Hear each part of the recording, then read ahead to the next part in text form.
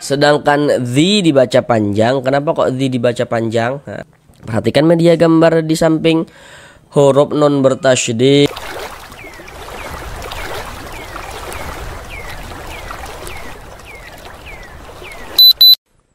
Assalamualaikum warahmatullahi wabarakatuh. Apakah Bapak dan Ibu, saudara semuanya masih belum lancar di dalam membaca Al-Quran?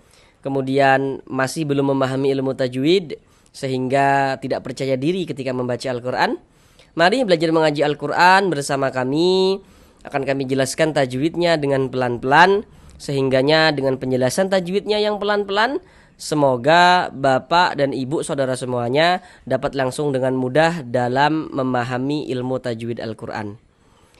Dengan penjelasan yang kami jelaskan dengan pelan-pelan untuk tajwidnya, kemudian ditambah media gambar dalam penjelasannya, semoga dapat memudahkan Bapak dan Ibu saudara semuanya dalam memahami ilmu tajwid Al-Quran. Semoga dapat langsung memahami ilmu tajwid Al-Quran dengan mudah. Dengan kita mempelajari ilmu tajwid, kemudian kita memahaminya, kemudian kita bisa menerapkan dengan sendirinya ketika membaca Al-Quran, maka semoga yang belum lancar membaca Al-Qurannya, semoga bisa segera lancar. Kemudian bagi yang belum memahami ilmu tajwid, semoga dapat langsung bisa memahami ilmu tajwid Al-Quran dengan mudah, sehingganya bisa lebih percaya diri ketika membaca Al-Quran. Selanjutnya kami senantiasa mendoakan semoga Bapak dan Ibu saudara semuanya senantiasa diberikan kesehatan oleh Allah Subhanahu wa taala. Semoga dipermudah segala urusan-urusannya, semoga dikabulkan segala hajat-hajatnya, dan semoga senantiasa dilancarkan rezekinya oleh Allah Subhanahu wa taala. Semoga senantiasa diberikan rezeki yang berlimpah ruah dan barokah, sehingganya dengan rezeki yang barokah tersebut semoga bisa menjadi seorang ahli sedekah dan juga bisa beribadah umroh dan haji ke tanah suci Mekah. Amin, amin, ya rabbal alamin. Baiklah, mari langsung kita mulai belajar mengaji Al-Qurannya. Kita lanjutkan kembali belajar mengaji Al-Quran dengan penjelasan tajwidnya yang pelan-pelan. Sekarang kita masuk pada surah Ali Imran ayat yang ke-12. Di sini akan kami bacakan terlebih dahulu dengan pelan-pelan. Baru setelah itu sama-sama kita bahas tajwidnya dengan pelan-pelan. Bismillahirrahmanirrahim.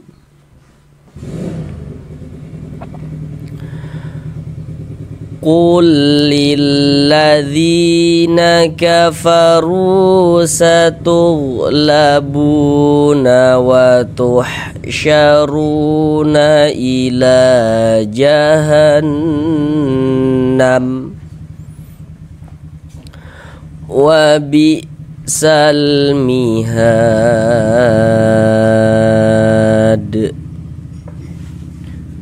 Sekarang marilah sama-sama kita uraikan tajwidnya dengan pelan-pelan. Pertama di sini qul lilladzi. Di sini ada huruf lam sukun ya, setelahnya huruf lam. Jadi bertemunya dua huruf yang sama, yang satu hurufnya sukun, nah ini huruf sukun ya, atau biasa disebut juga dengan huruf mati. Bertemunya dua huruf yang sama, yang satu hurufnya sukun ya, atau yang satu hurufnya mati, dan yang satu hurufnya berharokat ya, atau yang satu hurufnya hidup, maka hukumnya adalah idgham mutama silain shogir. Nah, jadi bertemunya dua huruf yang sama, yang satu hurufnya sukun dan yang satu hurufnya berharokat, maka hukumnya adalah idgham mutama silain shogir. Nah, jadi cara membaca huruf lamnya ini dimasukkan ke sini ya, melebur ke huruf lam yang ini. Qul lilladzi, seperti itu. Kadang yang masih belum lancar membaca Al-Quran akan merasa bingung gitu. Jadi akan merasa bingung baca seperti ini. Jadi dalam pikirannya kan berpikir hurufnya ada dua, kok bunyinya cuma satu gitu kan. Nih huruf lamnya ada dua, kok bunyinya cuma satu. Karena ini dia idgham. Jadi huruf lam yang ini, huruf lam yang sukun nih dimasukkan ke sini, melebur ke sini. Jadi huruf lam yang ini nih ada tapi seakan dianggap tidak ada, seperti itu. Sedih kan ya. Ada tapi dianggap tidak ada. Karena dia masuk langsung melebur ke sini bacanya tuh. Qul lilladzi. Nah, di sini ada hukum alif lam syamsiyah sebetulnya di sini. Huruf alifnya mana? Perhatikan dulu media gambar di samping. Kalau ada huruf alif lam bertemu dengan salah satu daripada 14 huruf yang di samping itu, maka hukumnya adalah alif lam syamsiyah. Huruf syamsiyahnya ini huruf lam yang ini nih, yang ada tanda bacanya nih. Huruf alifnya mana, begitu kan?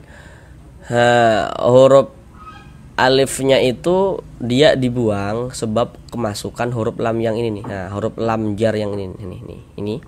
Sebab dia kemasukan lam jar ini, maka huruf alifnya itu dibuang. Sebetulnya ada di sini alifnya, begitu, karena kemasukan ini huruf lam yang ini maka dia dibuang alifnya. Huruf lam yang satunya mana? Ini huruf lam bertasydid di sini nih.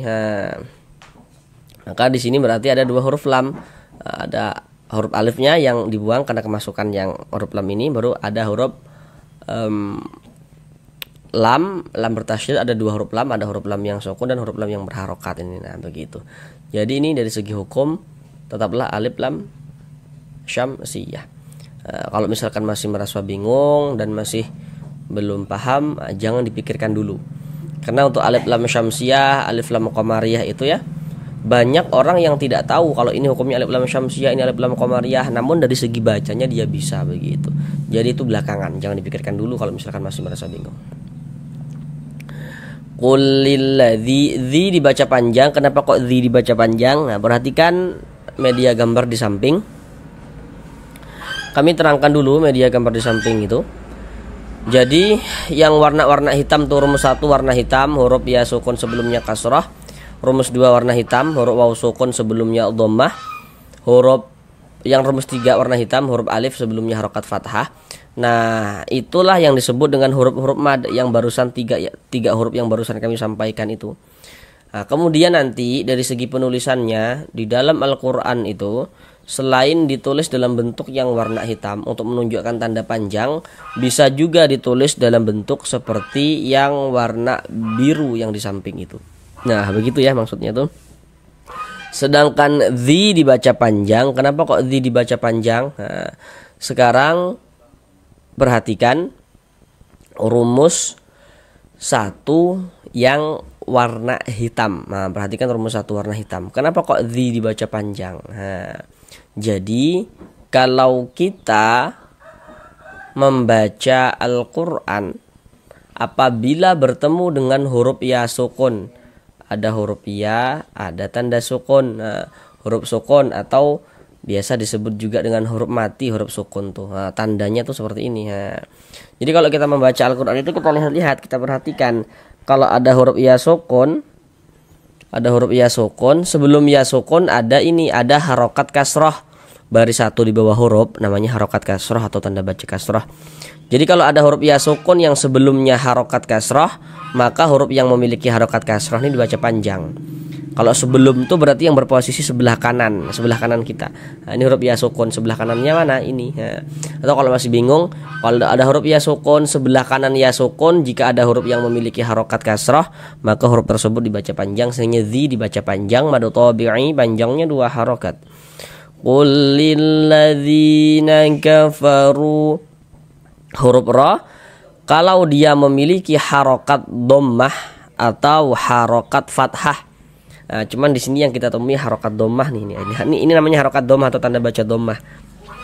Maka huruf ra dibaca tebal, dibaca tafkhim sehingga pangkal lisan kita naik terangkat ke atas ketika kita mengucapkannya. Tebalkan huruf ra-nya. Kafaru, ru dibaca panjang. Kenapa kok ru dibaca panjang? Perhatikan media gambar di samping, perhatikan rumus 2 yang warna hitam. Kalau kita membaca Al-Qur'an, nah kita lihat, kita perhatikan. Kalau bertemu dengan huruf waw sukun, ini huruf waw, ini tanda sukun.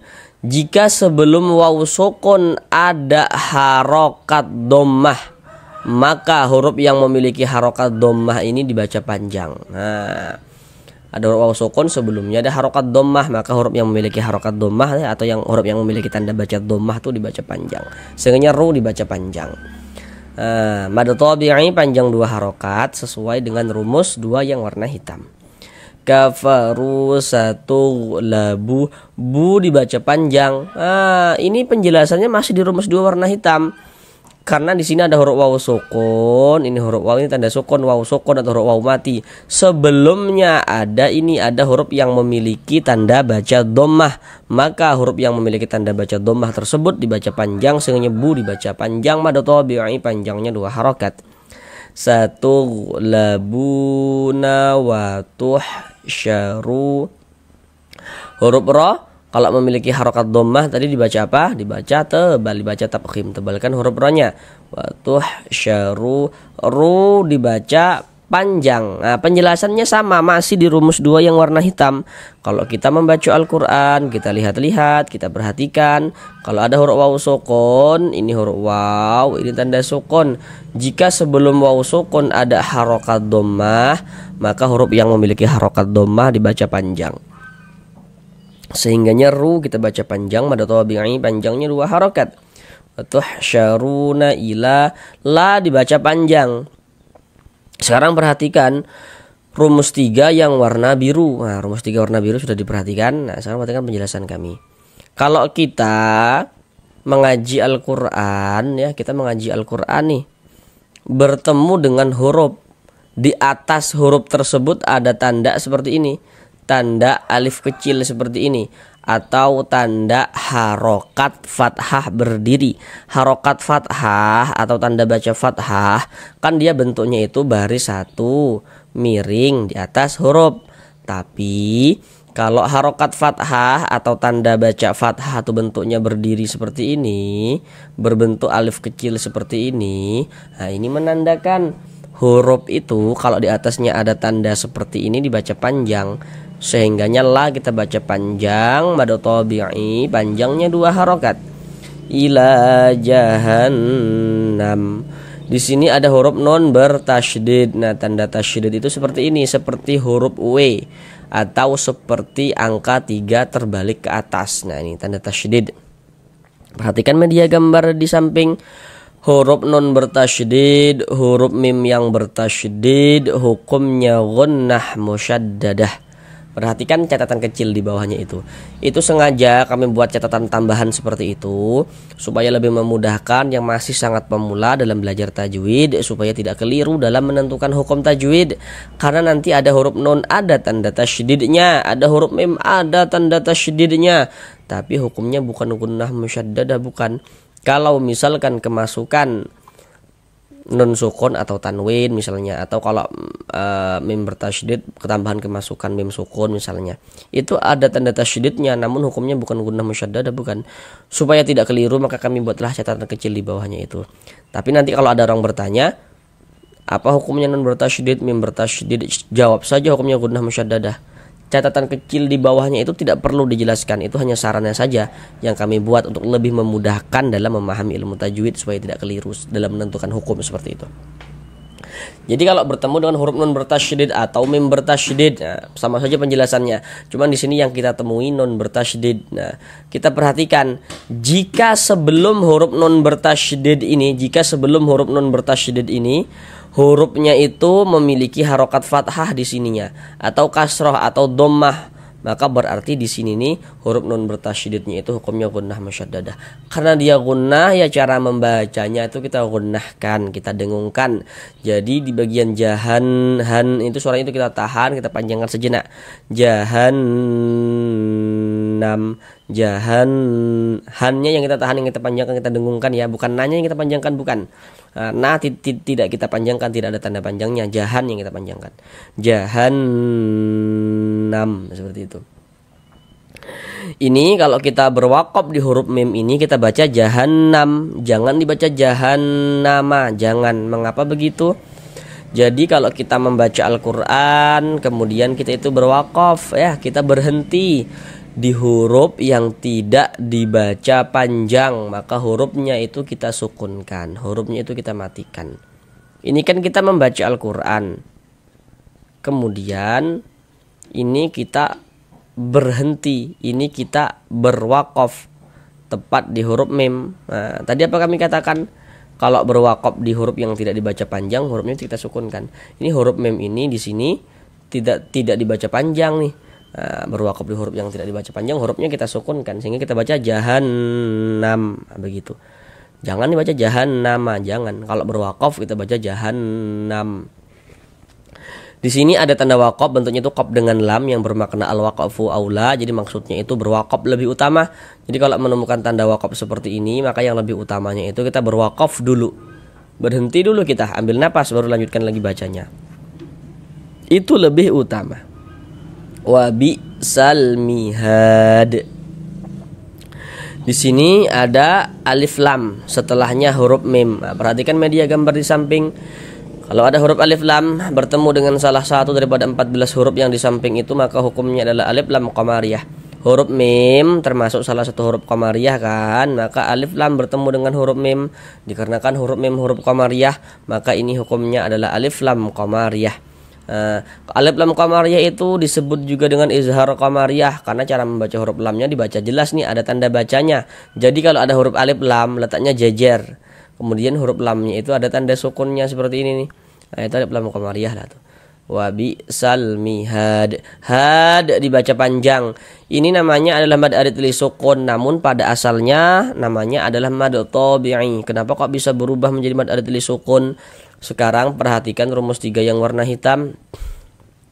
Kalau kita membaca Al-Qur'an apabila bertemu dengan huruf alif. Nah, ini huruf alif nih. Jika sebelum huruf alif ada harokat fathah, ada tanda baca fathah, maka huruf yang memiliki tanda baca fathah dibaca panjang. Ada alif nih, alif. Sebelumnya ada tanda baca fathah, maka huruf yang memiliki tanda baca fathah dibaca panjang. Asalnya ha dibaca panjang. Ha ditambah huruf dal yang disukunkan dibaca had, begitu. Jadi mad tabi'inya bertemu dengan huruf yang disukunkan, maka berubah nama menjadi mad arid li sukun. Panjangnya mad arid li sukun itu boleh 2 harokat panjangnya, boleh 4 harokat panjangnya, boleh 6 harokat panjangnya. Terserah kita mau 2, mau 4 atau mau 6 panjangnya. Tapi harus konsisten dalam sekali bacaan. Jadi maksudnya itu setiap kita membaca Al-Quran, kalau mad arid li sukunnya kita baca 2 harokat, ya semuanya kita baca 2 harokat mad arid li sukunnya. Kalau kita baca 4, ya semuanya kita baca 4 mad arid li sukunnya, begitu. Tidak boleh selang-seling, tidak boleh. Huruf yang kita sukunkan huruf dal. Nah, kenapa ke huruf dal disukunkan? Nah, tadi sudah kami jelaskan. Kalau berwakaf di huruf yang tidak dibaca panjang, hurufnya kita sukunkan, begitu. Ini huruf dal kan tidak dibaca panjang, kita berwakaf di sini ya, kita sukunkan, kita baca mihad. Kemudian ini kita pantulkan. Ya, jadi huruf dal ini kan menjadi sukun kedudukannya tuh. Sukun sebab kita sukunkan, mati sebab kita matikan. Nah, perhatikan media gambar di samping. Huruf qalqalah itu ada 5, salah satunya huruf dal. Huruf-huruf tersebut kalau dia sukun ya kita pantulkan bacanya. Ini huruf dal sukun, kita pantulkan. Sukun sebab kita sukunkan, kita pantulkan. Mihad, had. Nah, begitu.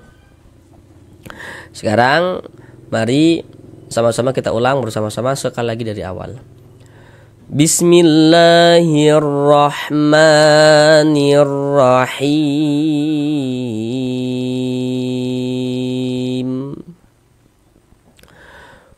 Qul lilladzina kafaru satughlabuna wa tuhsyaruna ila jahannam wa bi'sal mihad. Sampai di sini belajar mengaji Al-Qur'an kita. Untuk yang mungkin para guru ngaji Al-Quran yang lainnya juga ada yang melihat video kami, jika kiranya ada penjelasan yang kurang tepat dari apa yang kami sampaikan atau ingin menyempurnakan penjelasan yang kami sampaikan, silahkan tulis saja pada kolom komentar supaya bisa dibaca dengan para saudara-saudara kita yang belajar. Mari sama-sama kita bantu saudara-saudara kita yang belum lancar membaca Al-Qur'annya supaya bisa segera lancar, yang belum memahami ilmu tajwid supaya dapat memahami ilmu tajwid Al-Qur'an dengan mudah. Terima kasih. Assalamualaikum warahmatullahi wabarakatuh.